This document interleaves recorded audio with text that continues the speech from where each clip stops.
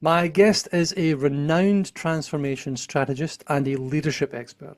He's coached leaders in 50 countries and built award-winning training companies across Asia and Europe.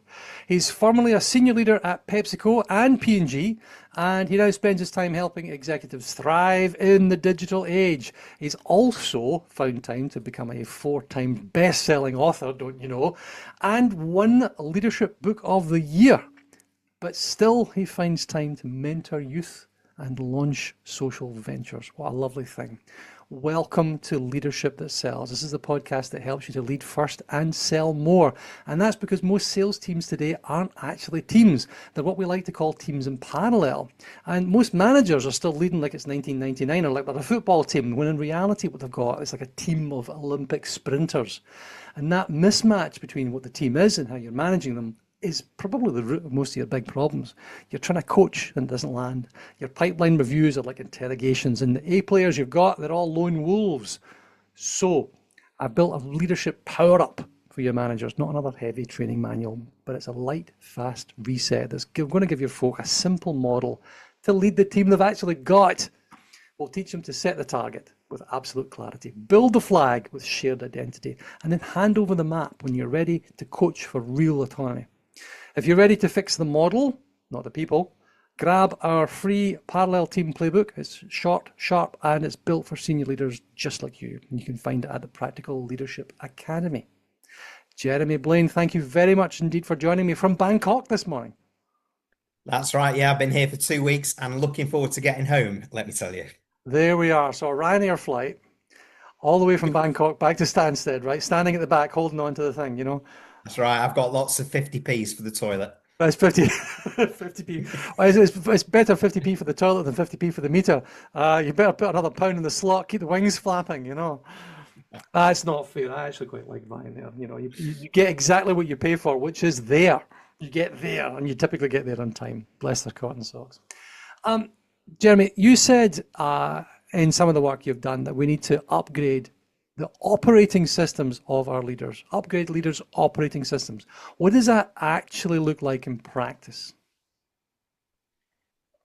Yeah, the whole point behind that is that yesterday leaders aren't fit for purpose for today. So that 20th century, you referred to 1999, and I know exactly what you mean.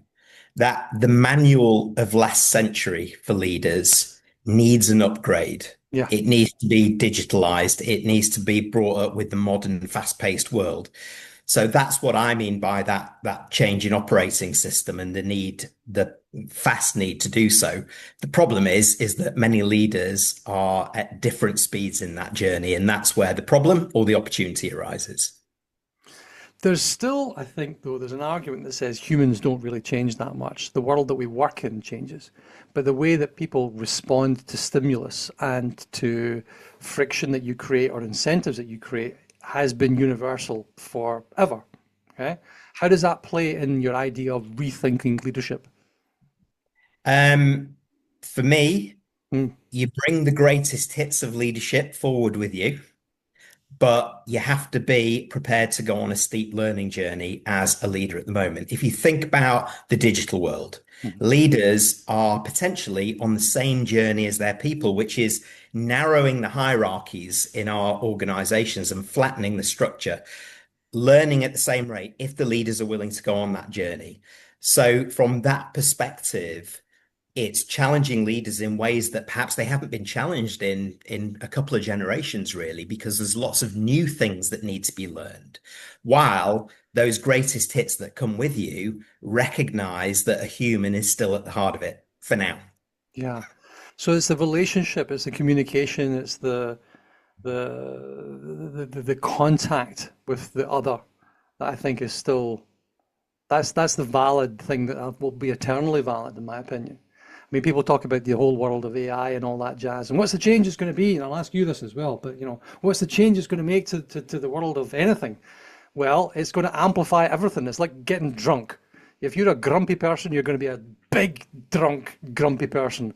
If you're a happy person, you're going to be a little happy, drunk person. It's like an alcohol. It's like a stimulus. It's like an amplifier. And if you're rubbish, you're going to be really rubbish. And if you're good, you're going to be really good if you use it right. Yeah, for me though, whatever is happening with AI and technology, what we've got to understand is that leaders need to celebrate or keep celebrating human endeavor Mhm. within the organizations. So while our organizations may change, while some jobs may be lost, which some will, through better efficiencies or productivities through AI, the fact is actually that more will be created, that digital will enable much more human connection. And if we're talking, your audience get this because the customer should be at the heart of what they're thinking about right now. So if we can release our people to better engage our customers, provide better experiences, and start thinking about journeys for our customers with us over a period of time, then we've got far better chance of actually doing more. But what that takes is a couple of things. It takes leaders to understand what direction they need to give to those people, the environment and climate they need to provide so that they feel empowered to do so, and changing management or line management to what it should be, away from being super operators or super salespeople, let's say, administrators, and into coaches who grow people, so that we start to lift the bench of our organization in a world that needs it. And I think if you've got a group of people around you, you can readily identify the A, Bs, and the Cs. And the A's are great. Hopefully, you're paying attention. They're doing well. The C's, thank you, good night. You can go off and find something else. But just being realistic. And the B's are where the effort goes because they're the ones you want to try and lift into being the A's, right? You're talking about this set of journeys that you're going on, and the learning journey that we're trying to. I mean, the modern fast-paced world, right? I'm not entirely sure it's that fast-paced, but we find ourselves surrounded in a context where we have to respond to the stimulus around us. I think equally you can you can make a choice not to choose. You can make a choice not to do it. You can make a choice I think you use the word learn there. You can choose to learn as you go with the people around you because they're having to respond to this very stressful environment that we find ourselves in sometimes. And how, I mean, if I'm a manager and I'm seeing my team surrounded by this increasingly rapidly changing world, and we could go back to the time of buggy whips becoming no longer the way that you motivate your horse to go forward, or to steam trains or whatever. And there is always this continuous rapid change, this pace of change. And it's getting faster and faster, or is it? It feels like it's getting faster and faster. How do you take that idea of leadership from where people think it is, which is just the C-suite, just the bosses? How do you bring it back down and you make everybody feel like they're part of that journey? How do you Yeah, distribute it? you raise everybody up. And I just want to go back to one point that you made before about speed. Mm, Speed is relative to where you are. I've been working in Asia for 2 weeks, and I can tell you that the pace of change and transformation and the pace of leadership capability improvement is outstripping the traditional West, and I include the UK in that. And I mm, think the UK, from my experience, has been a little bit stifled from by Brexit in leadership development terms, in transformation terms, in a lot. And to be honest, I think we're in some ways playing a little bit of catch up on the international stage. So if you're in that bubble, you're not aware of that unless you sort of break out of it. So then how can you think about, well, what my people are my people. What should I do differently if you're not aware of it? So first of all, it is that learning journey that you mentioned. That word learning is mhm. key. We should always be learning as leaders. The problem is that many leaders aren't willing to go on to what now is a much steeper learning curve than they've probably been on for years. They've got to remember how to learn in many ways. And I say in some of that, they're doing it that at the same rate as their people. So if that's the case, then the way to look at it is to think, well, look, traditionally we've been structured like this. We've been structured quite vertically. It's been quite hierarchically in that. But if we go back to the customer analogy again, customer journeys are horizontal. So for your customer, each of those silos, which might be vertical, is a barrier that they have to jump through in order to get somewhere in some organizations. I'm not saying in every organization, of course. So if enlightened leaders start breaking that down, also acknowledge that they're no longer the smartest people in the room and they don't have all the answers, say, right, together we can actually do something. You can bring in a bold new age of empowerment in the organization. And that's where I would differentiate that from the system that we use now. The system is often we refer to talent with a capital T. Hmm. Capital T meaning the chosen few who are on a fast track to leadership here. Yeah. For me, I'd argue that the talent with a small t is where the gold Hmm. is that everybody can contribute. It doesn't have to be when you say you feel empowered, it doesn't mean you don't need to step up. It maybe just kind of step more into your role that you know really well that you've been doing for 10 years. You want to stay there, you don't want to move, but you're the best person to tell us how we might want to innovate in that role or get things better. So a leader who's able to take a step back and create a psychologically safe environment and culture that actually drives that level of openness, open feedback, innovation at all levels. So we're all looking at the problem together, I think are on for a winner. I think you've got a valid, very valid program there. So we're trying to get the rising tide to lift all boats. We're trying to give everybody the opportunity to lead something, whether it's themselves or the people around them or the organization as a whole. And I think there's an immense underestimation of a lot of people's desire just to do their job and go home, just to take the paycheck. It doesn't mean they're checking out.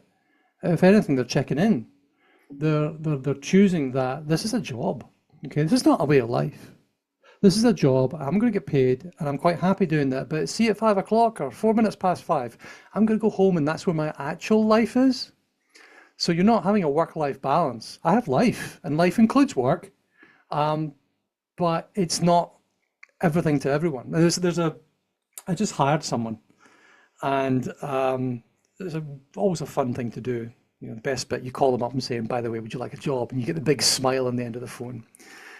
And in the process, I spoke about a thing called the tour of duty, which is that I don't think that this is going to be a job for life.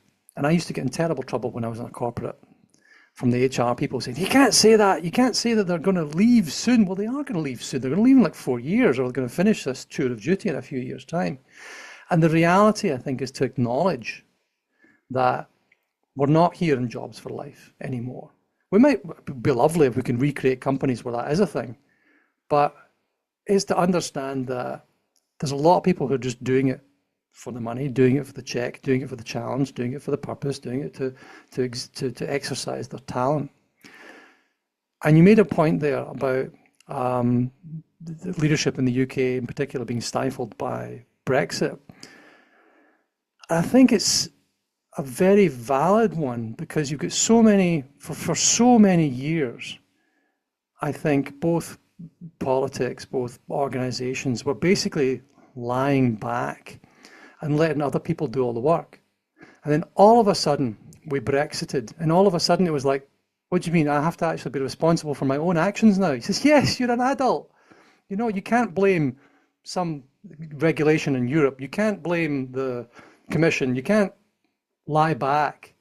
You now have to do your work. You now have to be responsible for that. And it's such an opportunity, I think, for everyone to actually recognize that we're capable. I can be unlocked. What stops managers from unlocking leadership in their team? Ego, pride, fear of Yeah. letting go, Uh, the need to control the narrative, the need to prove myself. those things that have been coming along with us for for a Greatest while. hits, the greatest Yeah, hits. We called them the yeah, greatest hits. that's right.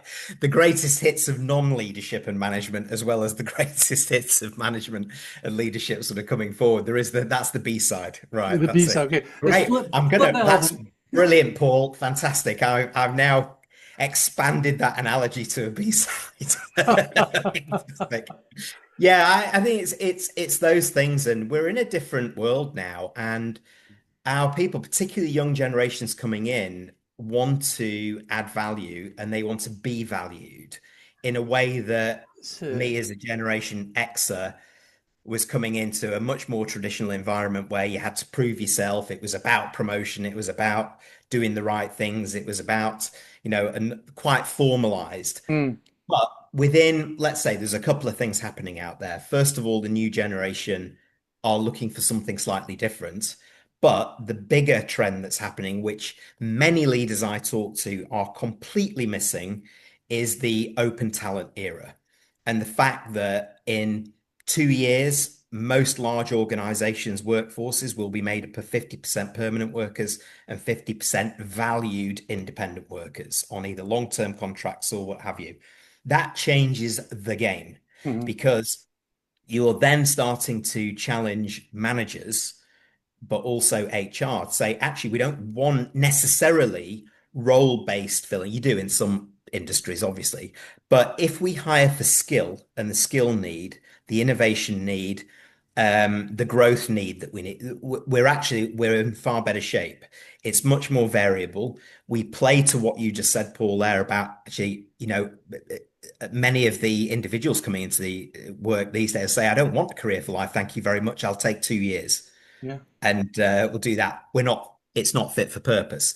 So you've got all of this juggling act, and this is passing many, many leaders by, and something they need to get on top of as much as they are on digital. If you think the leadership stick and the carrot you've got is if you don't do this, you won't get your bonus. If you don't do this, you won't get promoted. And you're telling to somebody who says, I'm not getting a bonus anyway on my contract, and I don't want a promotion. I'm doing exactly 27 hours a week for you, and I'm working 5 hours a week over here, and that's me. That's me fully optimized. By the way, bite me because I'll get another job because my skills, as you said, are incredibly valuable. So Yeah, how do you then manage that? How do you deal with this? well, that's all part of the new learnings for leaders and managers that we're not learning. We're not teaching them. We're not helping managers and leaders to understand this. And I'm quite critical of traditional HR at the moment. Hmm. And I have a background in that too, but So, many HR professionals are just not moving as fast as the trends are taking them from a workplace, structuring our organizations, moving from role to skill based. So, how on earth can they advise the leadership and the boards around what are the trends happening and how we can sort of build in that capability? The first thing is to educate our leaders and managers. hmm. The second thing is to start to help them understand why this is so important and the benefits that could be brought and the cost of not shifting with the times as much as the benefits that grow from it. But we're not doing that enough. So I think what we're trying to talk about here is yet another cultural transformation, is it not? And if we're going to try and get those poor sods in HR to lead a cultural transformation, I think we're hiding to nothing, frankly, because having worked with HR for very, very, very many years, typically they are wonderful human beings who are disconnected from the reality of what their business does. They have no budget, they have limited authority, limited influence, and yet we're expecting them to be this internal McKinsey type, all-seeing, all-knowing, consultative type person who in reality used to run the L&D department, right? So they used to be a trainer. If you're lucky, they get organizational design. If you're very lucky, they get future of work. If you're incredibly fortunate, they know anything about skills and data. But I think in most organizations, we're being told to drive culture. But where do you start with that? Well, you have to go back a bit and recognize that HR have been at the heart of, in the last, let's say, 10 years, the heart of cost cutting. They've been focused on recruitment because turnover is increasing. So much more on these administrative tasks that you're talking about. And then, oh yes, we've got budget to spend on learning, so let's do this. But actually, I'm so preoccupied over here. So for me, it's almost like an HR reset. It's like, okay, what do we need to do? And for me, I encourage HR professionals and leaders to grow teeth again, to fight for people in the organization. That is why you're there, to understand these trends, to champion them internally, become a leader again rather than just a manager. And I think that is the fundamental gap that I see in HR, is that the leadership chops have been lost or taken away in some ways, and that's what needs to be reclaimed, because you just don't want to manage and administrate it all the time. I've had the pleasure of being on a few boards, and your finance guy stands up and he's talking about whatever it is. Everybody sort of asks a few intelligent questions, sits down. Marketeer stands up, new brand campaign, this, that, and the other, selling this, selling the following, sits down. L&D and HR stand up, and all of a sudden everybody's a bloody expert, right? The guy gets torn to shreds, or the girl gets torn to shreds, because everybody thinks, I've hired people, I've managed people, I've trained people, I've been in courses, so therefore I'm an expert. And they don't do themselves any favors by talking about stuff that nobody really cares about. They talk about bums on seats or number of hours trained. They don't talk about transformation. They don't use the language of business. So I think the cultural transformation thing has to start with them speaking the right language. Well, to be useful, because it's one of the last places that I would go in an organization for help would be to my HR team. I need to fire someone, make that happen. But that's it. I totally agree with you. And coming back to that piece around culture, that's the be all and end all for many organizations. So how do you engage employees and stakeholders? Because it could be something, it could be independent workers as well. And that also changes our relationship with contractors and independent workers, away from managed services and into this is part of my valued employee ecosystem. So how do I build a culture of collaboration with people who aren't permanent, with people who are permanent, et cetera, et cetera. Mm-hmm. So one of the problems, or is one and the same thing and leading to something else, which is, you're absolutely right, is that the HR leaders and other leaders need to start talking the language of transformation. I reinforce that there is just as big a workforce transformation happening as there are digital. And look at all the chatter on that side, mm-hmm. and the dearth of chatter on that side. If there is on the workforce, that challenges the cultural norms in our organization right now. So how do we evolve the culture at the same rate as our transformations moving forward? What does the new culture look like, and do we need to structure differently? In that culture, are we more empowering or less empowering? Are we more favorable as an employer of choice? Is our reputation ahead of the game as well? These are all cultural sort of tick boxes, really, to take a look at. And therefore, how can we also empower our organization and our people to evolve talent from the ground up, as well as what we're trying to do from the top down? So that engagement and the relationship with accountability, empowerment, and performance is entirely cultural, and could make and break an organization. And you're right to raise it, because I'm increasingly focused in that area as the glue that binds all these transformational phenomena together. Yeah.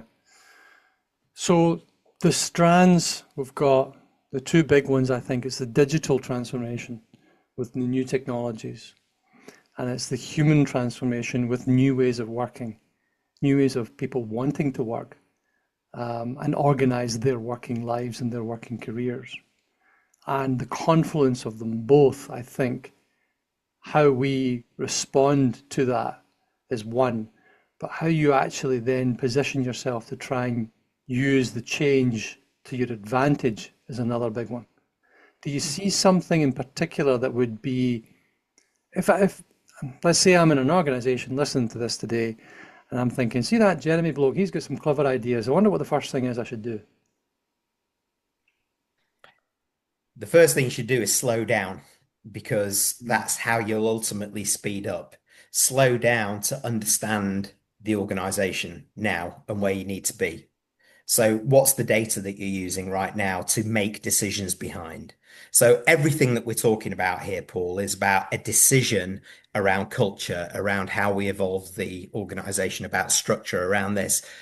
But how are we informing that decision? So, that slowing down and actually stopping to understand whether we're even looking at the right data, because, for Probably example, as I not. said, Probably not. yeah. Well, if I'm a leader that's unaware of this workforce transformation, I'm definitely not looking at that data. So I'm making a decision based on what I know, being informed by the past. That's the 20th century mentality maybe coming Mm. out and applying it to a different and a new world right now. So that data-backed understanding of where we are now and where we need to be will only then be as valuable as the data sets that you're looking at. But if it's good data, then good data lead to good decisions, better performance, and better culture. I think there's the simple decision making model. The first thing you look at is you slow down exactly as you say, and you decide what sort of decision am I trying to make. That's your first decision. Is it a big one or a wee one?